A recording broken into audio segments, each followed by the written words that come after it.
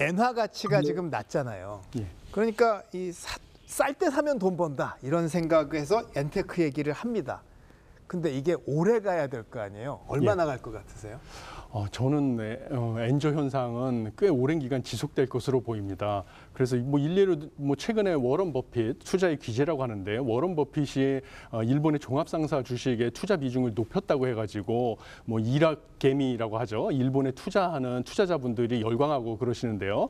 이 워런 버핏조차도 일본의 투자를 늘리는 것은 향후 10년간 투자를 할 것이라고 이 장기 투자를 천명을 했거든요. 여기서 보듯이 그 엔저 현상이 뭐 조기에 끝날 것이라고 예측을 하면서 뭔가 이거 환차익을 먹겠다고 하면서 단기 투자 목적으로 일본에 투자를 하는 것은 상당히 위험한 생각이 아닌가 하는 생각을 하고 있습니다. 왜냐하면 최근에 엔저 현상 같은 경우는 인플레이션을 잡기 위해서 지속적인 물가 상승 현상을 인플레이션이라고 하는데요.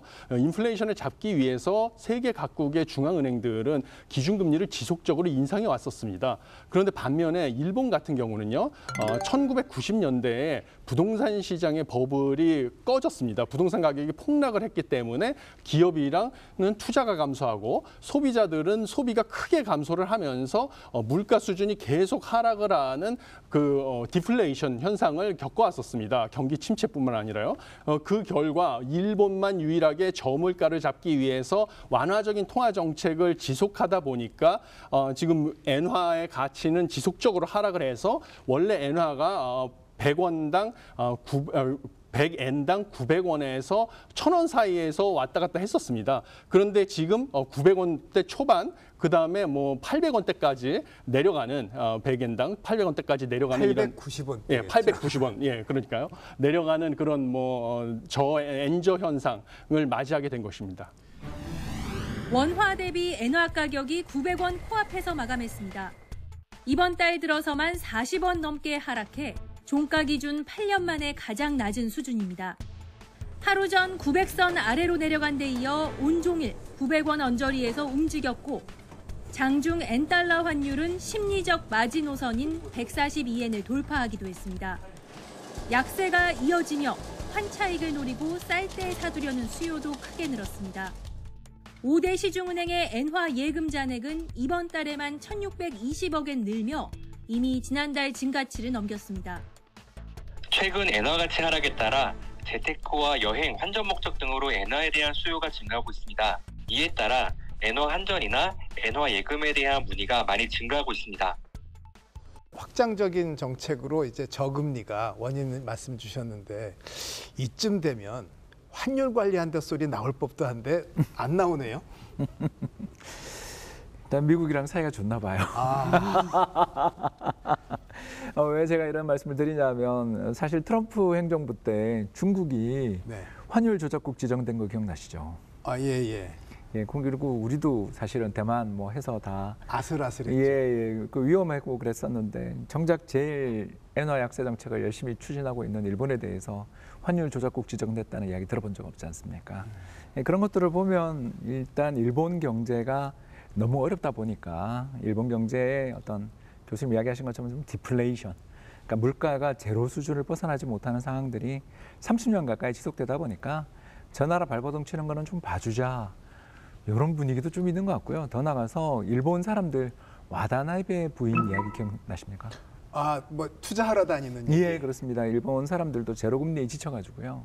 다른 나라의 고금리 자산이나 고수익 자산에 투자를 하는 그런 움직임들이 많았습니다. 그래서 물론 터키 갔다가 고생하신 분들도 일본에서 많은 그 이야기가 있었는데요. 그런 정도로 글로벌 자금들을 대단히 많은 저축을 가지고 있는 일본 사람들이 국내 제로금리를 버티지 못하면서 해외로 투자를 늘려나간 것도 엔화 약세의 요인이라고 볼 수 있죠. 저금리 정책, 그다음에 약간의 환율 관리 성격의 해외 투자까지 해서 이제 로우엔, 엔저가 좀 계속될 것 같다 말씀이네요. 그렇죠. 여기에다가 뭐 글로벌 투자자들이 일본을 좀 사들이고는 있는데 일본에서 나가는 돈이 아직은 좀 더 많다.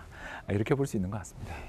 근데 우리 원화도 지금 이제 원화 가치가 낮잖아요. 예. 환율이 높다. 예. 근데 원하고 엔하고 같이 낮은데도 엔테크를 하는 거 보면 진짜 낮나 봐요. 예, 그렇죠. 엔화 같은 경우는 지금 원화보다도 더 낮은 상황이거든요. 근데 원래 원달러 환율이라는 것은요, 단기에는 한국과 미국 간의 금리 차에 의해서 결정이 되지만요, 중장기적으로는 한국과 미국 경제의 기초 체력이라고 하는 펀더멘탈에 의해서 결정이 됩니다. 그래서 경제학자들이 펀더멘탈로 보고 있는 그런 지표들이 여러 가지가 있는데요. 주로 뭐 양국의 소비자 물가지수 상승률의 차이, 뭐 경제 성장률의 차이, 뭐 통화량 증가율의 차이 이런 지표들을 보고 있습니다. 그런데 한국과 미국 같은 경우에 보면요. 소비자 물가지수 상승률만 보더라도요. 미국은 4.0%, 한국은 3.3%가 되겠습니다. 전년 동월 대비요. 그렇게 되면 달러화가 원화보다 상대적으로 가치가 더 빠르게 떨어지고 있다는 것이거든요. 그러다 보니까 뭐 한미 금리 차가 역전이 됐다 할지라도요. 원 달러 환율은 작년에 1,400원대보다 1,300원대로 지금 원화의 가치가 약간 더 상승을 하는 추세를 보이고 있는 반면에요. 일본 같은 경우는 여전히 일본 은행은 완화적인 통화 정책 기조를 유지해서 마이너스 0.1%의 단기 금리를 유지하고 있고요. 한국은행만 하더라도 기준금리를 3.5%까지 인상을 하지 않았습니까? 긴축적인 통화 정책 기조까지 사용을 했는데요.